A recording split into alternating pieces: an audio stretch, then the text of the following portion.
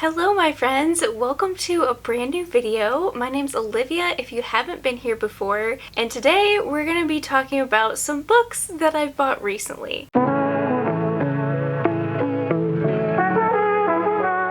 And you may say, Olivia, did you or did you not just do like a giant book haul in February? Yes I did, but we aren't talking about that. Personally, I think it's really cool when people do smaller book hauls instead of big ones because it's kind of like keeping you all updated on books I'm interested in and ones that I picked up recently instead of just like a giant stack of books. So I'm hoping to do more of like these smaller-ish book hauls in the future. So let me know if you guys like that idea as well. And in this book haul, I have thrifted books.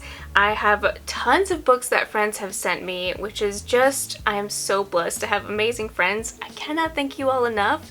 I obviously have fantasy, we have mystery thrillers, I have manga and some graphic novels. I will say there's mainly fantasy, which you're probably not surprised by, but go ahead and grab yourself a cup of coffee, cup of tea, you guys know the drill, and let's just go ahead and dive right in. Starting us off with a book that may very well surprise you all is Bridgerton, The Duke and I. Yes, I get it now. I have found my new obsession. Holy cow, you guys know I don't really read historical. I definitely don't ever read romance, but I get it now, okay? I originally watched the first 2 episodes a long time ago. I just got busy and wasn't able to finish the series, but now that the 2nd season is out, I was like, okay, it's time. There's a reason everyone's watching this. I knew it had modern day elements to it and that the language wasn't difficult to understand. The aesthetics are absolutely stunning and I was like, okay, this is my time. And my friend Kendall so graciously sent me this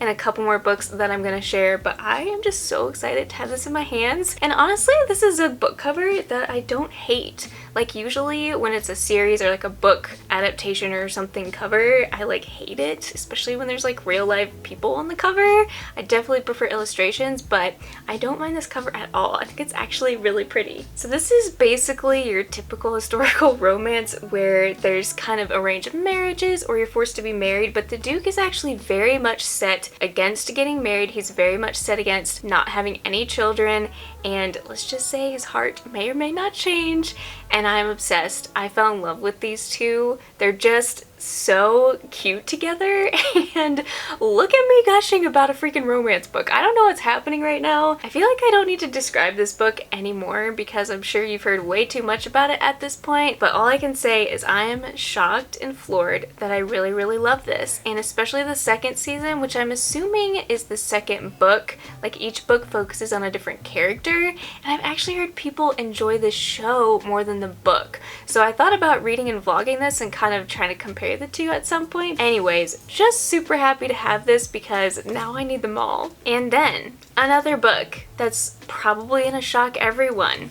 I have Verity by Colleen Hoover. Who am I, you guys? What is this book haul, honestly? But I do have a very good explanation, okay? So my friends Kayla and Kendall that live here locally, we hung out, we of course went book shopping, and I said, okay, you guys each get to pick one book that I'm going to read and vlog. I trust you, which may be questionable with this book, but we're gonna find out. And this was the book Kayla chose for me, and honestly, I'm not too mad about it because I have heard such crazy things about this. I know it's actually her only mystery thriller, and people either love this book or hate this book, and I feel like a lot of my close friends actually hate this book. So I am very excited to vlog this book and see what happens. I literally know nothing about it except I think it has to do with a writer and there's a child that's involved. I'm literally not even gonna sit here and read the synopsis. I don't even want to look. I just want to go into this completely blind, which I think is the right way to do it. We're gonna see what happens, but you have that to look forward to because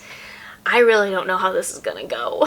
My 2nd thriller that I recently decided to pick up because I could not say no, obviously, is Insomnia by Sarah Pinborough. Holy cow, I am so excited to have this in my hands, you guys. Ever since I read Behind Her Eyes and was just floored and shocked to no end. I have been dying for this one to come out. I'm probably gonna read this book next, honestly, because I cannot wait any longer. Emma can't sleep. Check the windows. It's been like this since her big 4-0 started getting closer. Lock the doors. Her mother stopped sleeping just before her own 40th birthday. She went mad and did the unthinkable because of it. Looking on the children. Is that what's happening to Emma? Why she can't sleep? So I think this has to do with maybe some type of past trauma that our main character has with her mother. I really don't know, but I am very intrigued to see where this goes.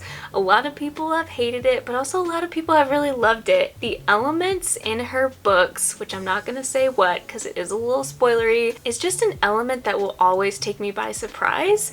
And again, I can see why people hate it because it can be very far-fetched, but also I'm super duper excited to jump into this one and just see where it goes.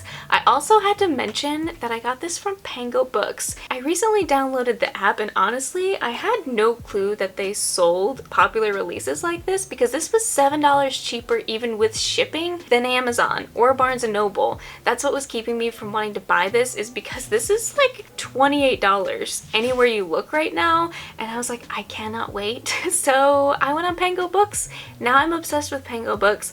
None of these other ones are Pango Books, but you can be sure that I'm probably going to come up with another book haul because I've been going a little bit crazy. Next on my list, getting into our fantasy, I am so pumped, you guys. I'm so excited because right before I started filming this video, I got some book mail from my very precious friend named Lois, and she sent me Throne of Glass and Crown of Midnight, which is the second and third books of the Throne of Glass series. I did buy Assassin's Blade on my own accord. I'm so far down the rabbit hole of Sarah J Maas, you guys, at this point.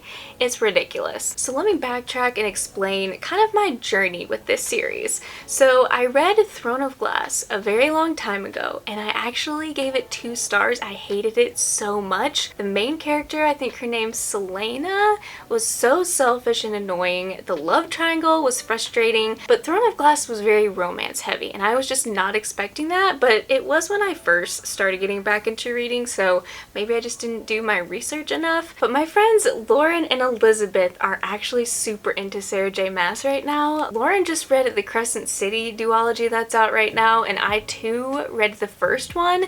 I've been slowly making my way through the second one, but I am obsessed, like to the point where I'm ready to give this series another shot. And honestly, I think starting with Assassin's Blade is going to be a very good choice for me because I've heard it does give a lot of more background to Selena's personality. We are planning to buddy read this and try to get through 1 book a month, so hopefully by the end of this year we should have the series completed, and I really think that's going to help motivate me because, as you all know, this is like an 8-book series. There's also some really cool and amazing book covers that you can buy separately that I had to mention in this video because I've seen them on Bookstagram literally for years, but I'm going to leave the link below if you guys are interested if you own this series. But if you're like me and you're not a huge fan of these like weird kind of creepy blurred out illustrated people on the front. So that's kind of my point behind wanting to get the hardbacks. Typically, I'm a paperback type of person. I love this journey for me and I'm so ready. These next 3 books I actually found at my local thrift store called Mr. K's, and usually Mr. K's can either be like a huge hit or a huge miss for me. And about the last 5 times I've been in there, I honestly haven't been able to find a single thing that I've been interested in, but this past time I was able to find 3 books and 3 really cool, good fantasy books that have been on my list for so long, starting with The Binding by Bridget Collins, which, can we appreciate this cover? I just love the floral type illustration on this. It's so intriguing,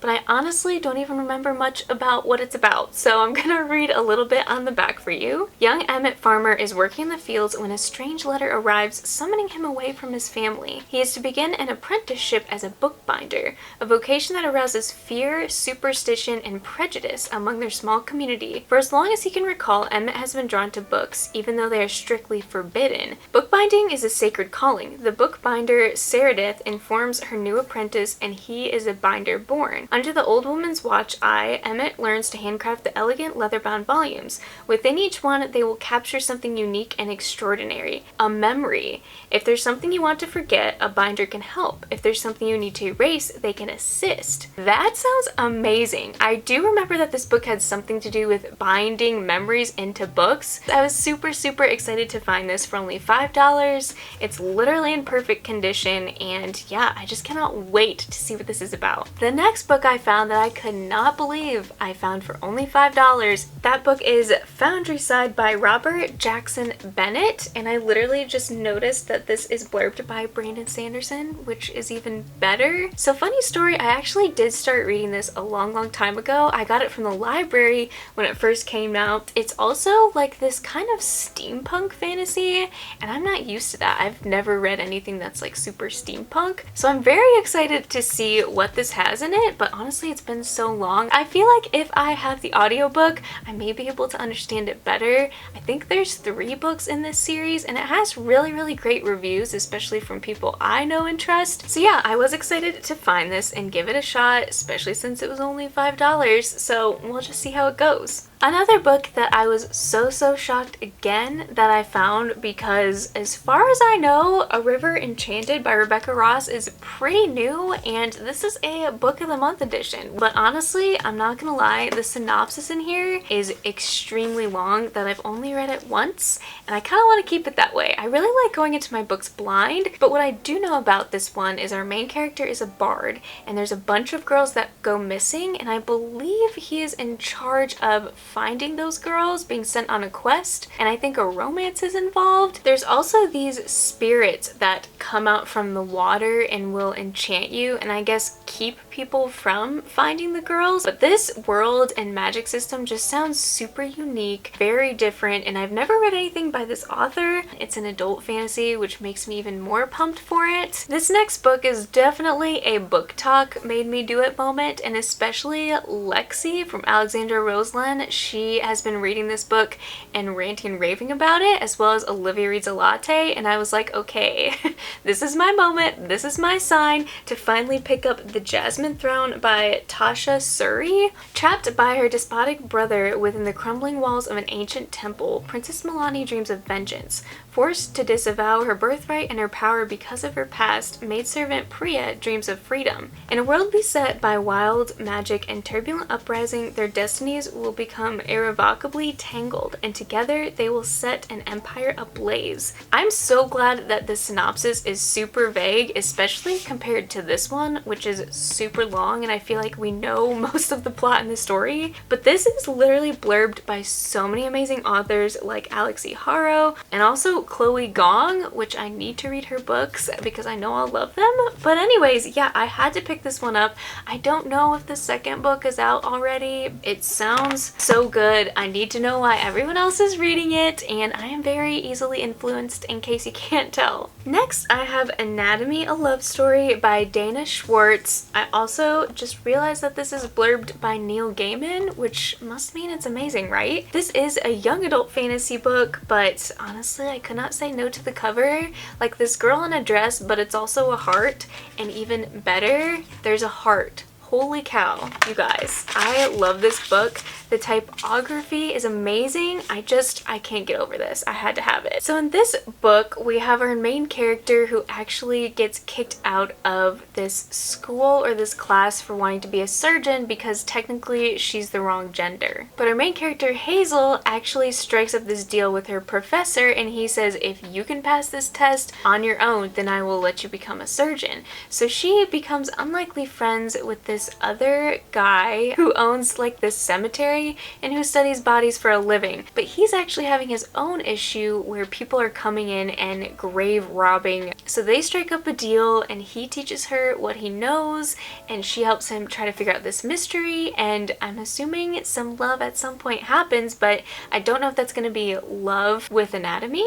with being a surgeon or like this male. I literally have no clue where this is gonna go, but ever since I read The Death of Jane Lawrence and also The Lost Apothecary, I have just been kind of obsessed with historical mysteries. I don't know if that's like my new favorite genre or what, but I find them extremely intriguing. Just the whole gothic aspect and vibes. It's spooky, but it's also believable, and I think that's what I really love about books like this. This one is getting really bumped high on my TBR, and hopefully I'll be able to get to this in May. Next up, I have A Magic Steeped in Poison by Judy Lin, and let me show you this Barnes & Noble exclusive, you guys. It's so bright and fun and just so neon, and I love it on the outside. But when you open the inside, the end pages, seriously, I had to have this. It took my breath away, and I so hope that the story is just as stunning because I have had really high hopes for this one. I've been looking forward to it for so long now. We have our main character named Ning, who actually brewed up the tea that killed their mother,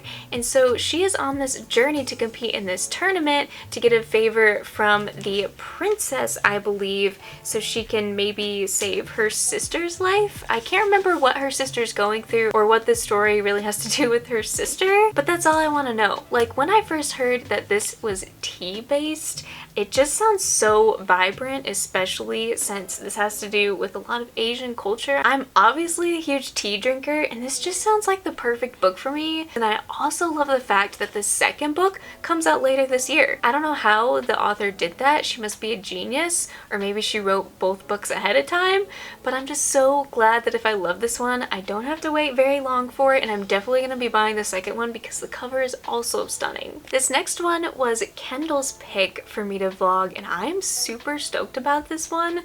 It's called Ferryman by Claire McFall.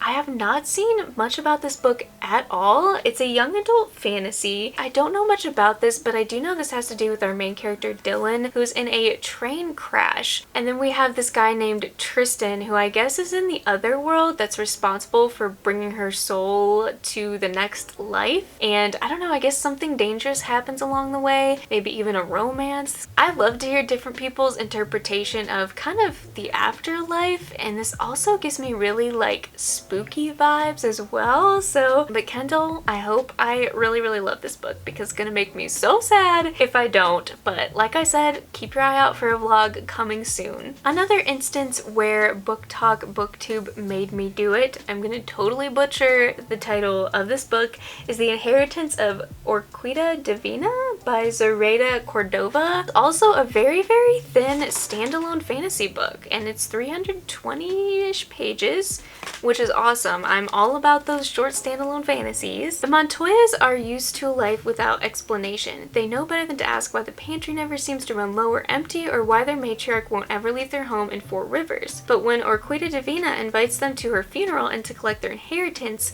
they hope to learn the secrets that she has held on so tightly their whole lives. Instead, she's transformed into a tree, her limbs stretching into roots and branches, leaving them with more questions than answers. 7 years later, her gifts have manifested in different ways to her family, and I guess there's like this hidden figure that comes to this family, and they're still trying to learn the secrets. Doing a terrible job of explaining this. I just need to know why everyone is freaking out over this, and obviously because it's a standalone, I was like, okay, this is very much doable for me to read. V.E. Schwab also blurbed this, means it must be amazing. So yeah, I'm just very happy to have this. Next up, I have Once Upon a Broken Heart by Stephanie Garber, and this book honestly wasn't on my radar at all until recently, mainly because I have not read the Caraval series, which I know I need to get on board with those because every single person in the universe is telling me I will love them, but I had no clue that there was characters from that series that are sprinkled throughout this book, I believe. So now I need to go back and get that other series and read that one before I dive into this one. In this book, we have Evangeline Fox, who's our main character, and all she wants is basically her happily ever after with her one true love. The day her one true love is about to get married, she stops the wedding by making a deal with this Prince of Hearts, who says, okay, but I need 3 kisses from you. And so she ends up making this pact or this deal with him,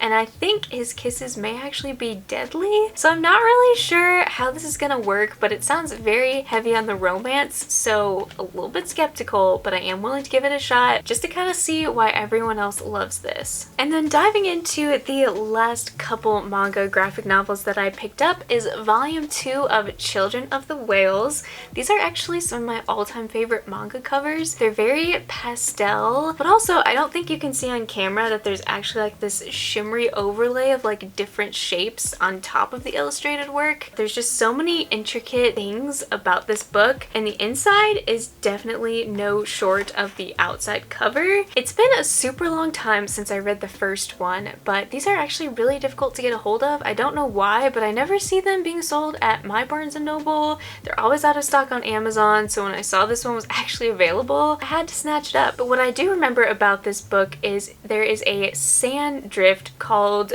Mud Whale, and it's essentially like a floating island that has magic on it. And I feel like I'm gonna have to go back and reread the first one because I don't remember a ton about this, but I do remember the weird twisty ending. It was just so odd and caught me off guard, and I'm really intrigued to see what in the world is gonna happen like by the end of this series. And the second one, I can already tell from flipping through, is gonna be a lot more adventurous and a lot more action hopefully, but this is one of the more detailed mangas as far as artwork goes. I feel like Witchat Atelier and Children of the Whales are like my two top favorite as far as artwork goes, so had to pick this one up. Next up, I have the Nighmare Brigade, Volume 1, The Girl from Deja Vu. Can we talk again about this artwork? I wish I could show you guys more, but I actually got a sample of this, just a 50-page sample on NetGalley, and it left off on such a giant cliffhanger. I was so annoyed, and I completely forgot this came out.